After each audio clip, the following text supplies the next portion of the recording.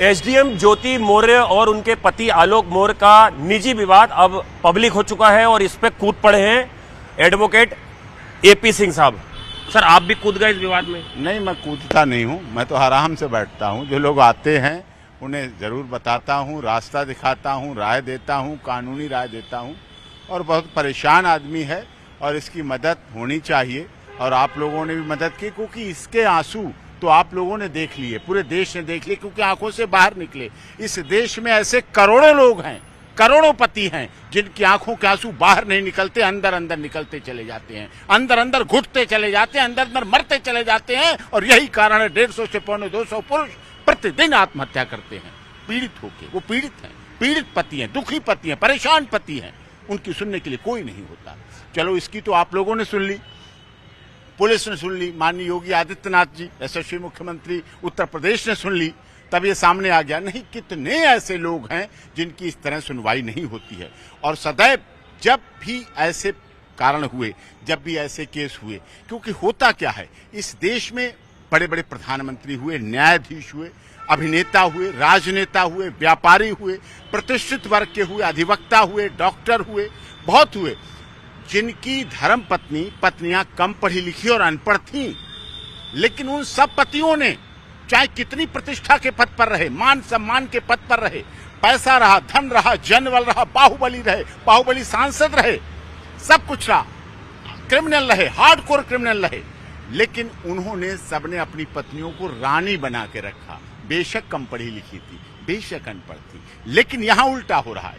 जब पत्नी, महिला, नारी, स्त्री पति से अधिक पढ़ लिख जाती है, चाहे पढ़ाने में पति हो, सहयोगी हो, साथ हो, तन लगाए, मन लगाए, धन लगाए, बच्चों को पाले, घर पे पोछा करे, झाड़ू लगाए, खाना बनाए, खिलाए, उसके कपड़े धोए, अपना साधारण साबुन से धोए, उसके ड्राई क्लीन करा के दे, उसको प्रयागराज ले जाए, उसको कोचिंग इंस्टीट्यूट ले जाए, उसको अच्छे अच्छे सेंटर में पढ़ाए, उसको इंटरव्यू के लिए ले जाए, बच्चों को, जुड़वा बच्चों को अपना बाहर बैठे हुए खिलाता रहे, दूध दानी से दूध पिलाता रहे।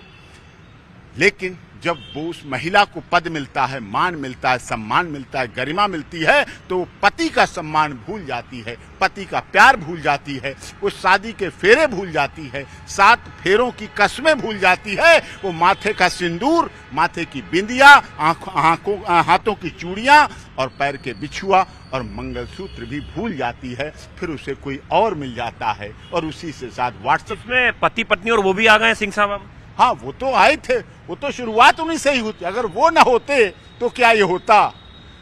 अरे इश्क तेरे अंजाम पे रोना आया, यही तो बात है। इश्क कहाँ किया, किससे होना था, किसका चलना था। 13 साल इसके साथ इश्क चला, जुड़वा बच्चियां हुई, और जब पास होके आई, इंटरव्यू दे के आई, सिलेक्शन होके आई, तो उन्होंने आके गांव के लोगों को, अपने पति को, अपने सास ससुर को कहा कि इनकी वजह से ही हम ये बने हैं, इनकी मेहनत थी, इनकी सफलता मेरी सफलता नहीं, इनकी सफलता थी। लेकिन आज जब वो आ गए तो वो जीरो हो गए और वो हीरो हो गए। लेकिन उन्होंने भी अपनी पत्नी का ध्यान नहीं किया।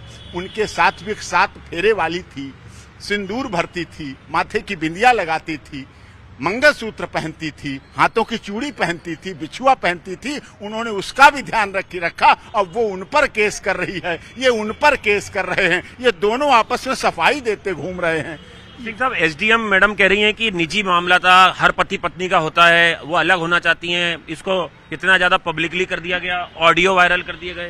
क्या करता अगर वो ना करता ऑडियो वायरल? अगर वो व्हाट्सएप चैटिंग गलत था, निजता थी, लेकिन वो किसकी थी? वो उसकी पत्नी की थी। उसकी पत्नी दूसरी जगह जा रही है, वीडियो मिल रही है, ऑडियो मिल रही है, व्हाट्सएप चैटिंग मिल रही है, ये सब कुछ हो रहा है। उसके बाद क्या करता? वो आत्महत्या कर लेता या उसके द्वारा, षड्यंत्र के द्वारा मारा जाता। ऐसे कितने पति हैं इस देश में जो उसी बेड पर, जो बेड उन्हें दहेज में मिला, जो बेड उनकी सुहागरात का गवाह बना, जो बेड उनके हनीमून का गवाह बना, उसी बेड के बॉक्स में उन पतियों की गर्दन काट कर लाश रख दी गई और उन बेड के ऊपर दूसरे के साथ, अन्य के साथ और के साथ हम बिस्तर हुआ गया। क्या बात! कितने केस ऐसे चल रहे हैं, कितने ऐसे उदाहरण हैं, आपने भी कवर किए।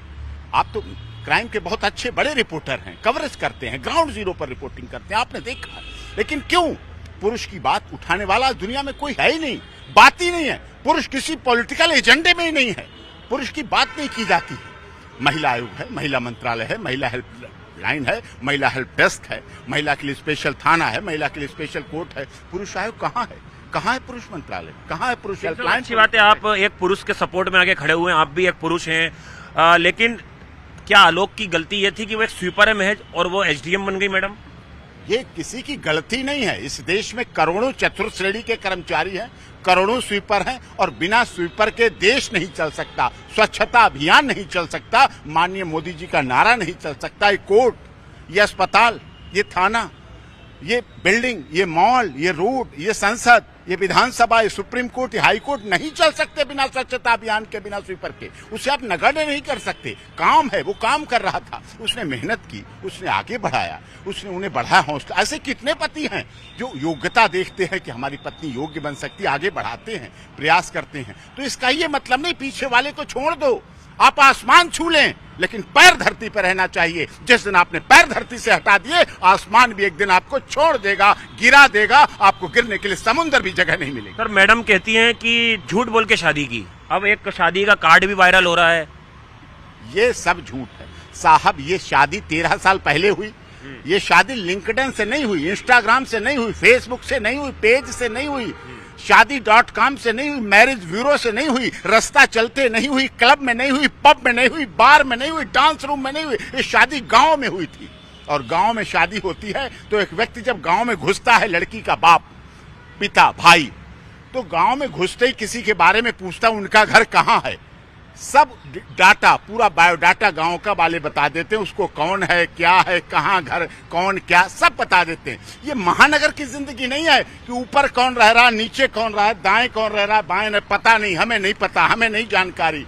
नीचे सफेद लगा है टेंट, किसी की मौत हो गई, ऊपर बैंड बज रहा है, ढोल बज रहा है। ये महानगर नहीं है, ये ग्रामीण परिवेश में शादी हुई, 13 वर्ष पहले शादी हुई। कोई नहीं कह सकता कि ये ऐसे लगाए गए आरोप पूरी तरह झूठ है।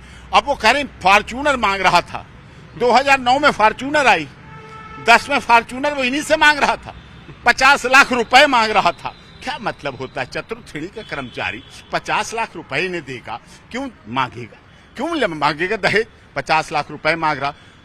ससुर टॉर्चर कर रहा था, 13 साल से ससुर टॉर्चर कर रहा था। अरे कमाल है भाई, देख भाई। और आप एसडीएम थी, आपने कहीं कंप्लेंट नहीं की। महिला मंत्रालय, महिला हेल्पलाइन, महिला हेल्प डेस्क, महिला थाना, महिला फास्ट ट्रैक कोर्ट। आपके यहाँ तो सीओ आते हैं, आपके यहाँ तो थाना अध्यक्ष आते हैं, सैल्यूट करते हैं, ma'am yes I am here. आपने नहीं कहा कि मेरा पति मुझे धोखा दिया, मेरा ससुर मुझे मारता है, पीटता है, टॉर्चर करता है, भूखा। उसने वो काम किया एक महिला के साथ जैसे फिल्म में हीरा ठाकुर ने किया था, लेकिन भूल गया वो सूर्यवंशम में। हीरा ठाकुर तो बना, लेकिन हीरा ठाकुर को उसने पूरी नकल नहीं की। हीरा ठाकुर अपनी पत्नी को डीएम बनाते बनाते खुद भी 60 बसों का मालिक बन गया और 300 बीघा जमीन का मालिक बन गया।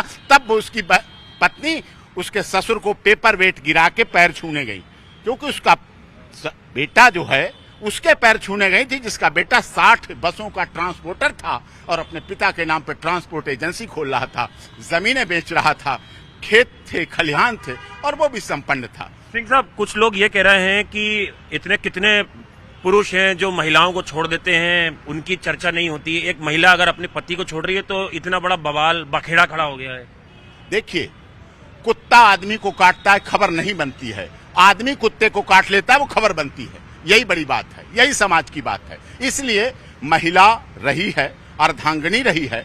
आप देखिए, इस देश की प्रॉपर्टी सबसे ज्यादा मूल्यांकन होता है प्रॉपर्टी से। मकान, जमीन, खेती, फ्लैट, फ्लोर जो भी हैं, अधिक से अधिक महिलाओं के नाम है प्रॉपर्टी में। ज्वेलरी महिलाओं के पास है, गाड़ियों की मालिक आप निकाल के देखिए महिलाएं हैं। तो आप कैसे कह सकते हैं कि उनके साथ नहीं? गलत हो रहा है, पद का दुरुपयोग है। मान सम्मान मिले, लेकिन अपने परिवार के साथ में। गाना था ना, स्वर्ग से सुंदर सपनों से प्यारा है अपना घर द्वार, कभी ये प्यार न छूटे, मेरा घर द्वार न छूटे। ये गाना गा के देखती ना एसडीएम साहिबा, मेरा घर द्वार। मेरे घर द्वार में कौन था? पति था, बच्चे थे, जुड़वा बच्चे थे। क्या इन दोनों ने मिलकर उन बेटियों के बारे में सोचा? उन बेटियों का क्या भविष्य होगा? क्या सोचेंगी बेटियां बड़े होके? अपनी माँ के बारे में क्या सोचेंगी? अपने पिता के बारे में क्या सोचेंगी? उनके बारे में सोचा, सिर्फ अपने बारे में सोचा, अपने आनंद, अपने स्वार्थ, अपने मान और सम्मान के बारे में सोचा, अपने पद और गरिमा के बारे में सोचा। माता पिता का फर्ज होता है अपने बच्चों के लिए काम करना। मैंने कितने घर उजड़ते हुए देखे, कितने पुरुषों को अपनी पत्नी से शिकायत है, कितनी पत्नियों को अपने पतियों से शिकायत है, लेकिन उन्होंने कहा sir, doctor AP Singh ji, मेरी बनती तो नहीं, लेकिन इन बच्चों के लिए मैं त्याग कर रहा हूं, इन बच्चों के भविष्य के लिए त्याग कर रहा हूं। व्यक्ति अपने बच्चों के लिए, भविष्य के लिए त्याग करता है, झूठ बोलता है, मेहनत करता है, अपना फटी बनियान पहनता है, अपना फटा नेकर पहनता है, अपने बुरुश को, एक ही बुरुश को रगड़ता रहता है, कॉलगेट को दबा दबा के निकालता है। वो किस लिए? भूखा रहता है, प्यासा रहता है, पानी का लगा होता है, वाटर का 5 रुपए गिलास वो नहीं पीता है, वो टोटी ढूंढता है कि वहां से फ्री में पानी पी लूं। पैदल चलता है, ई रिक्शा नहीं लेता है, बस पकड़ता है, मेट्रो नहीं लेता है, अपने परिवार के लिए। आपको लगता है सिंह साहब, एक वो आदमी जो उस लड़की के साथ शुरू से जुड़ा रहा, उसको एग्जाम दिलाया, इस मुकाम तक पहुंचाया, एक पीड़ित पति का दर्द अब उभर के सामने आया है? ये उसका दर्द नहीं है, केवल उसका दर्द, उसका तो दर्द है ही है जिससे आप देख रहे हैं। ये इस देश के करोड़ों पतियों का दर्द है। उस दर्द से इस देश के करोड़ों पति पीड़ित हैं।